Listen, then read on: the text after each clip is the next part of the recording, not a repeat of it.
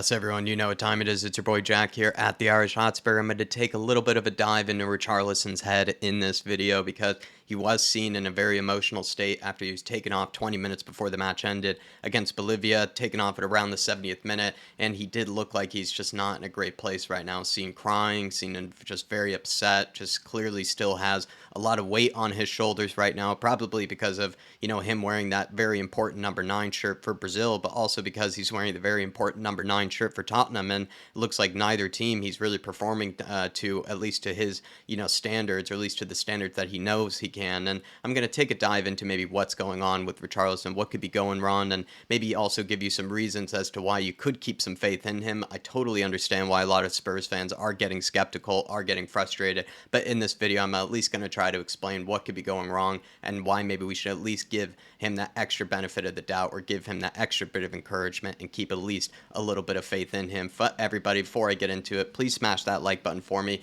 Get your comments in down below whether you think I should just give up on him at this stage, whether you think it is just too late and we just need to move on and think about alternatives, or whether you're also kind of in my boat where you want to just keep the faith in Richie and you do want to see him perform, and you do want to see him come good, because he's a guy that I really do love, at least on the personal side of things, and I do feel like I want him just to perform for Spurs because he just seems like a guy who really deserves it. But that's not always the case with players. Sometimes it just doesn't work out. But let's see maybe what's going on with Richarlison right now. And clearly, everybody, he's in his own head right now. He's just going through it right now. There's a lot of expectation on his shoulders. I feel like a lot of it is put on him by the media, and it's also put on him by that price tag, right? He has to live up to the huge price tag that Spurs decide to pay for him. I don't think he was ever worth that kind of money, but it's kind of how it is. The media will look at that big price tag, and therefore they will make you kind of live up to pretty much expectations that maybe could be seen a bit unfair or just a bit relentless, but still, I think it's kind of a combination of the two. There's a lot of media attention on Richarlison for when he isn't playing well, but also, too, it's kind of with the sort of, logic of that big price tag, right, that he has to sort of live up to at some stage. He's also has a huge national team sort of presence. He's very loved by, I think, his Brazilian teammates as well as his manager, and he's also kind of seen as, at least right now, the number 9 for Brazil, and that comes with a lot of expectations, and that comes with sort of the expectation that you should be performing well, I think, for your club, and he's simply not right now, and I think that's definitely putting at least some sort of added pressure on him. And he also has a considerate following just sort of on social media, just seen as sort of a hero as well as kind of an icon amongst, a lot of his, fellow Brazilians. And I think right now, with him not playing as well as he could be, it's all just sort of right, leading to him getting in his own head a lot and just putting all this sort of pressure on his shoulders, because right now he really does look like he has sort of the weight of the world on his shoulders. But, I mentioned, where this pressure is coming from, but it's also just, I think, most importantly, coming from himself. And that's where I think he could try to do something about it, right? Is, the pressure is going to be on you from, the media. It's going to be on you from that price tag. It's going to be on you from, the nation of Brazil. But he could try, I think, to put a little bit less pressure on himself. And I'll kind of get into that right here in just a second. I think Richarlison's current struggles are actually far more mental than they really do actually have to do with his quality. I do think he's getting much more in his head, and that's actually leading to his poor form than it really does have to do with his own ability or his actual quality. And I'm going to actually use the match against Bournemouth from this season as a pretty decent example of what I'm trying to say. I thought he actually held the ball up pretty well in that game. For the most part, I can't really recall too many moves actually breaking down, that went in his direction, whereas in other games, right, you see the ball get knocked into his feet, more likely or not, we've seen it kind of the move break down, or possession getting lost, or in some way the right pass not being made. And I felt like in the Bournemouth game, I could actually say that Richarlison did a pretty decent job at actually holding it up. He always has been a really good presser, and I do recall that game he did show that, and his moves, I feel like were actually causing defenders a lot of trouble. He was having good movement in and around the box. He was spinning his man from time to time. He just wasn't really being as much of a liability as he was in other games up top. And then he gets his chance, right? Off of the back of all that great work that he had in the first half, towards the end of it, he had a really good chance to score, but misses it. And I feel like yes, he should have buried it, and he absolutely should have given us that breathing room. But every good striker, right, they have a short memory. Every good striker would realize that, you know what, I've been playing pretty well, I'll bury the next one. But somehow Richarlison didn't really go about it that way, right? He went into the second half, I think, a completely different player, and actually had to be pulled off because he just was, kind of being more of a liability again than he really was helping us. And I find that strange, right? Because he's going into the first half, or at least ending the first half, with such a strong display. Yes, he missed that chance, but he still, earned that chance off the back of great work, off the back of, I thought, was a pretty good performance thus far. And he could have just carried that confidence, carried,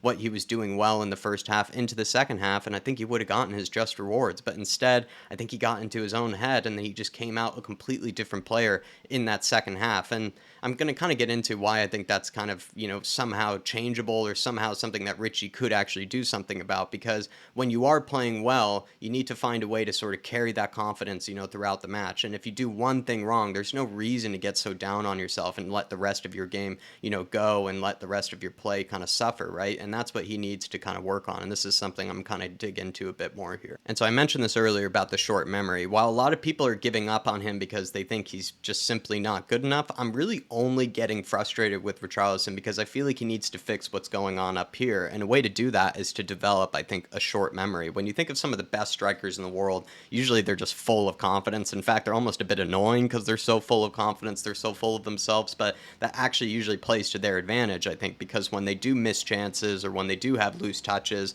when they maybe are not in the game as much as they should be, it doesn't exactly phase them, right? They don't let the rest of their game drop entirely. They sort of keep that concentration, they keep that focus, and eventually they do end up getting their rewards or getting a goal at some stage. I can think of plenty of strikers that I've seen have pretty terrible, pretty average or below average performances, but end up with a brace just because they don't let their head drop, they don't let their concentration drop, they sort of keep themselves, at least for the most part, composed, and they keep themselves at least as confident as they can be, so that when that chance does come again, they do take it better the next time. And this is something I think Richarlison could develop, and then we might actually end up seeing a completely different player, because what he is, I think, lacking, what he is missing, that I do feel like most great strikers have, is that short memory, is that sort of confidence that even if you do miss a chance, or even if you do mess up, that you will do better the next time, and that you can just sort of quickly forget about it and wait for that next chance. And he doesn't seem to do that. He seems to think that that was his only chance, or that will be his only chance, or that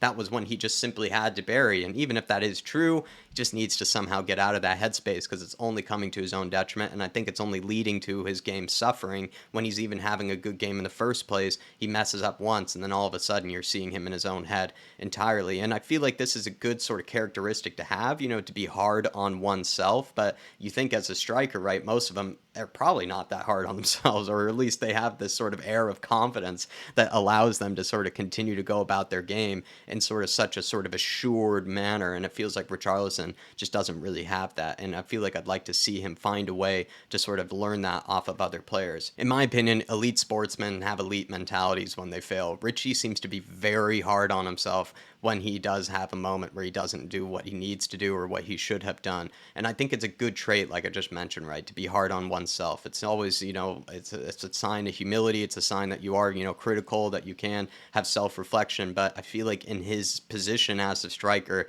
he needs to find a way to sort of get out of that headspace, because when he does get into that sort of self-critical type of headspace, it adds to all of this pressure that I think is on him right now. Like I said before, the pressure that's on him from the media, the pressure that's on him from the fans, but then it seems like the greatest pressure of all is coming from himself on himself. And so he needs to find a way to get out of that. And I do think the secret to that is developing some type of short memory of some kind, and sort of learning from other sort of great strikers that have that sort of confidence, like a Zlatan, like a Karim Benzema, like a Lewandowski, and even like a Harry Kane. You've seen Harry Kane sometimes have pretty average performances, but then still pop up with the goal right in that 70th minute or that 80th minute when we really truly needed it. And Richie, I think, could definitely take a page out of his book. And we have yet to really see, I think, even a confident Richarlison, which is sort of why this is where my theory is coming from, because he hasn't exactly put in enough consistent performances, which is, I think, mostly on him, and also because of his own injuries, that we haven't been able to see him in sort of full confidence yet, where we can truly believe that, yes, there is a truly good player in there. So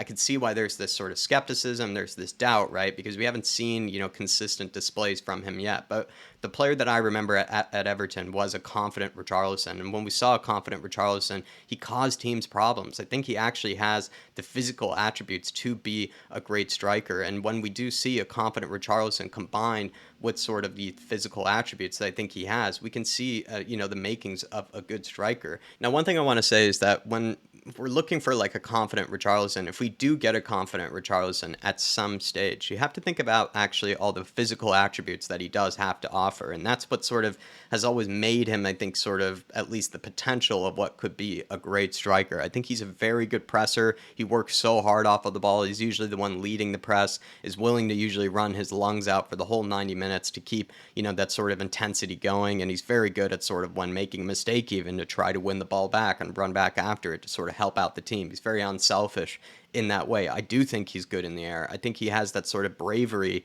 that's needed when attacking the ball in the box. And he's also sort of powerful in the air as well. You see some of the neck power that he gets behind it, the way that he sort of just flings himself at it. It's like a missile at times. And that's what you need as sort of a big, tall striker if you want to try to have that sort of presence in the penalty area. And I do think when you look at his build and sort of his overall physique, he should be tall enough and strong enough to hold up the ball against most defenders. And usually he does, but you find that too, like his touch sometimes lets him down, and either just maybe his general, sort of decision making in these moments do let him down. But he does have the physicality to be able to hold off his man. And he also has that sort of Brazilian sort of kind of housery, I think, combined with that could, again, make him a good striker, where he has the physicality where he won't be bullied, but when he also has maybe a nudge or has a push that, could be, helpful to us to earn a free kick or a penalty, he definitely will go down. And I actually do like that about him. When going, full speed, when he is running at full pace as well, I think he's, at least on average,